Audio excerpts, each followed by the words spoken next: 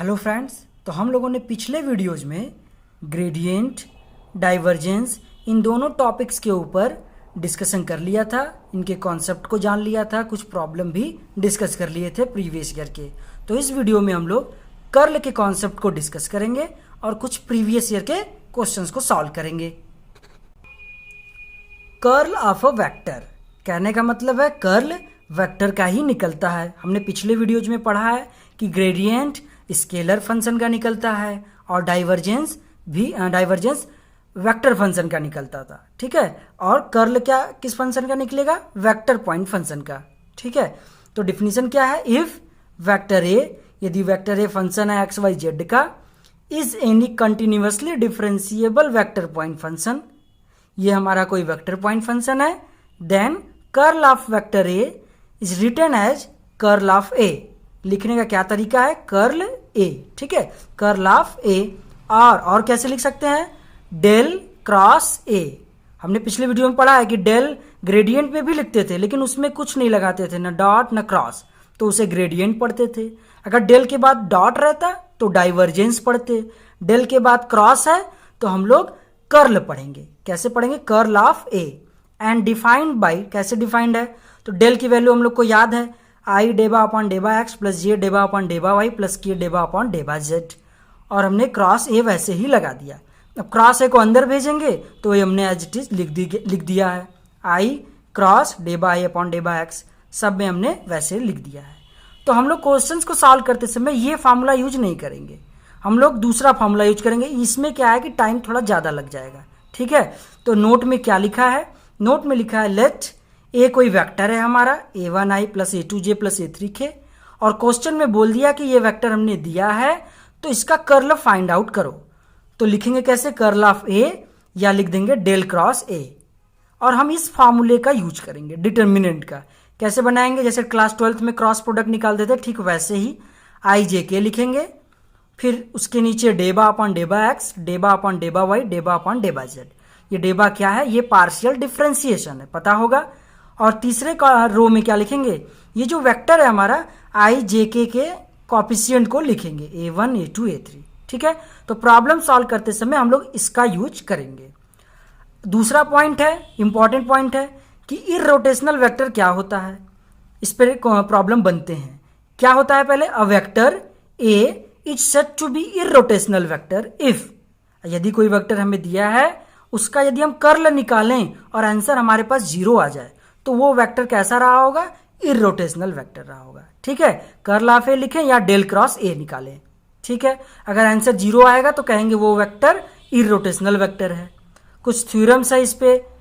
पहला थ्योरम है curl of A plus minus B, तो क्या होगा? कर्ल इसके पास भी आ जाएगा, कर्ल इसके पास भी आ जाएगा, ये तो सिंपल है। और दूसरा क्या है? Curl of U A, you हमारा स्केलर है, ए हमारा वेक्टर है। डाइवर्जेंस में भी ऐसा पढ़ा था हम लोगों ने। तो यहाँ पे क्या है? कर्ल है, यू स्केलर है, ए वेक्टर है, तो क्या फॉर्मूला होगा? यू को बाहर रखिए और कर्ल को ए के साथ, ठीक है, यू कर ले प्लस, अब यू को करना है, यू को अभी बाहर छोड़ा था, अब यू को करना है, तो यू तो स्केलर है तो इसके साथ क्या आएगा? ग्रेडियंट, तो ग्रेड यू क्रॉस ए, ये जो बच्चा है ये, तो ये आपको याद रखना पड़ेगा, इंपॉर्टेंट है, ठीक है। और थर्ड क्या है? Divergence of A cross B, तो क्या होगा? B curl A minus A curl B, तो ये फार्मूला है, आपको याद रखना पड़ेगा। चलिए कुछ क्वेश्चंस के ऊपर डिस्कशन कर लेते हैं कर्ल के ऊपर, ठीक है। क्वेश्चन है if vector F is equal to sine Y plus Z I plus X cos Y minus Z J plus X minus Y K cap, then F dot curl F की value पूछा हमसे। तो पहले हम लोग curl F निकाल लेते हैं, जो आंसर आएगा उसका डॉट प्रोडक्ट कर देंगे इस एफ के साथ, ठीक है। तो सबसे पहला काम क्या होगा? कर्ल एफ निकालेंगे। तो क्या होता है? अभी हम लोगों ने पढ़ा था कर्ल एफ, ऐसे लिखें या ऐसे भी लिख सकते हैं, डेल क्रॉस एफ। तो अभी हमने फार्मूला क्या पढ़ा था? डिटर्मिनेंट मेथड से लगाएंगे, इसे आसानी से होगा आई जे के, और इसके नीचे डेबा अपॉन डेबा एक्स, डेबा अपॉन डेबा वाई, डेबा अपॉन डेबा जेड। और इसके नीचे क्या लिखना है? ये जो फंक्शन एफ है इसके कोफिशिएंट आई जे के, तो ये है sine Y plus Z X cos Y minus Z, और x माइनस वाई। ठीक है, अब इसी को डिटरमिनेंट मेथड से सॉल्व कर लेना है जैसे क्लास 12th में करते थे। तो आई कैप को रोकेंगे तो क्या होगा, इसका इसके साथ, इसका इसके साथ, तो डेबा अपॉन डेबा वाई एक्स माइनस वाई। तो हमको पार्शियल डिफ्रेंसिएशन करना है वाई के रेस्पेक्ट में इसका, तो एक्स वाला तो कांस्टेंट होगा क्योंकि हमें वाई के रेस्पेक्ट में करना है, तो इसका 0 हो जाएगा, बचेगा -1, फिर माइनस, अब इसका इसके साथ होगा, तो जेड के रेस्पेक्ट में करना है तो एक्स वाई सब कांस्टेंट होंगे, तो केवल जेड का करेंगे तो आएगा -1, तो ये हो जाएगा +1। अब जे के ओपन करेंगे तो -j बाहर, तो ये दो कॉलम को छिपा लेंगे, रो और कॉलम को, तो ये इसके साथ डेबा अपॉन डेबा एक्स इसके साथ, तो क्या आएगा, एक्स के रेस्पेक्ट में करना है तो एक्स का 1, वाई का तो 0 क्योंकि पार्शियल डिफ्रेंशिएशन है। अब इसका इसके साथ हो गया, अब इसका इसके साथ करेंगे माइनस, जेड के रेस्पेक्ट में करेंगे साइन वाई का 0 क्योंकि वाई है, और जेड का करेंगे तो -1, +1 आएगा, तो ये पहले से माइनस था। अब के रेस्पेक्ट में ओपन कर देंगे, अब क्या होगा, इसके साथ जाएगा, एक्स के रेस्पेक्ट में करना है तो cos वाई तो कांस्टेंट हो गया, एक्स का 1 हो गया। ठीक है, फिर जेड का तो 0 क्योंकि पार्शियल डिफ्रेंशिएशन है। अब क्या करेंगे, इसका इसके साथ माइनस लगा दिया, वाई के रेस्पेक्ट में करना है तो साइन वाई का होगा cos वाई और जेड का 0 क्योंकि ये वाई का फंक्शन नहीं है।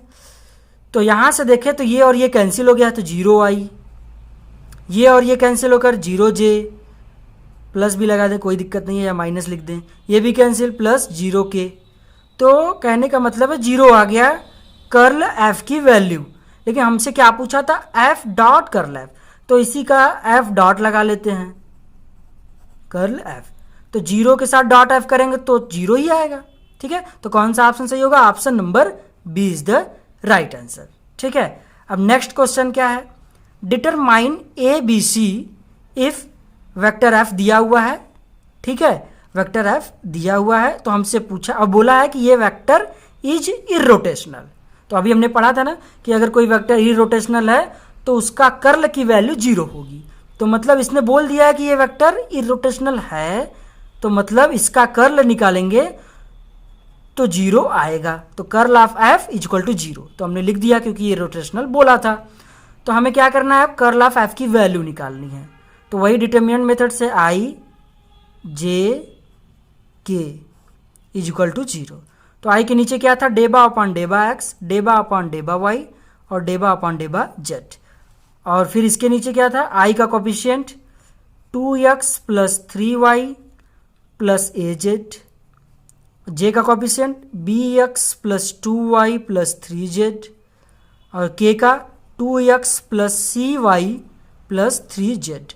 हमसे पूछा है ए बी सी की वैल्यू बताओ, तो क्या करेंगे, अब डिटरमिनेंट मेथड से ओपन कर देंगे आई कैप, अब इसको इसके साथ, इसको इसके साथ, y के रेस्पेक्ट में पार्शियल डिफ्रेंशिएशन करना है इसका, तो पार्शियल में क्या होता है, y के अलावा जो भी दिखेगा सब कांस्टेंट, तो ये कांस्टेंट, ये कांस्टेंट, तो इसका केवल करेंगे तो c आएगा, y का 1 हो जाएगा, माइनस, अब इसका इसके साथ करना है z के रेस्पेक्ट में तो केवल 3 आएगा क्योंकि ये सब कांस्टेंट, तो वैल्यू 0, अब -j, अब क्या करेंगे, इसका इसके साथ, इसका इसके साथ, तो x के रेस्पेक्ट में करना है इसका, तो ये सब 0 क्योंकि y z है तो इसका 2, और इसका इसके साथ करेंगे तो -z के रेस्पेक्ट में करना है तो केवल z वाला कर दो, ये सब कांस्टेंट, फिर प्लस k, इस बार इसका इसके साथ करना है x के रेस्पेक्ट में तो b आएगा, ये सब 0, माइनस y के रेस्पेक्ट में इसका करना है तो इसका 0, इसका 0, केवल इसका होगा 1, तो 3 बचा है। ठीक है, अब इस 0 को हम लोग कुछ ऐसे लिख लेते हैं, 0y + 0j + 0k लिख सकते हैं, इसकी भी वैल्यू तो 0 ही होती है।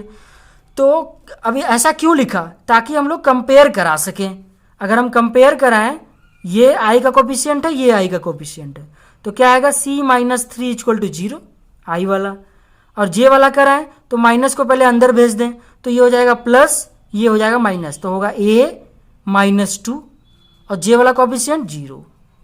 ठीक है ना, फिर b - 3 = 0, तो यहाँ से क्या आ गया, c की वैल्यू आ गई 3, a की वैल्यू आ गई 2 और b की वैल्यू आ गई 3, तो कौन सा ऑप्शन सही होगा, a की वैल्यू 2, b की वैल्यू 3 और c की वैल्यू 3। ठीक है ना, तो option number B is the right answer. तो अगर वीडियो आपको समझ में आया हो तो वीडियो को लाइक करें, चैनल को जरूर सब्सक्राइब करें और जो नीडी स्टूडेंट है उन्हें जरूर शेयर करें। तो मिलते हैं नेक्स्ट वीडियो में नए टॉपिक के साथ, तब तक के लिए थैंक यू।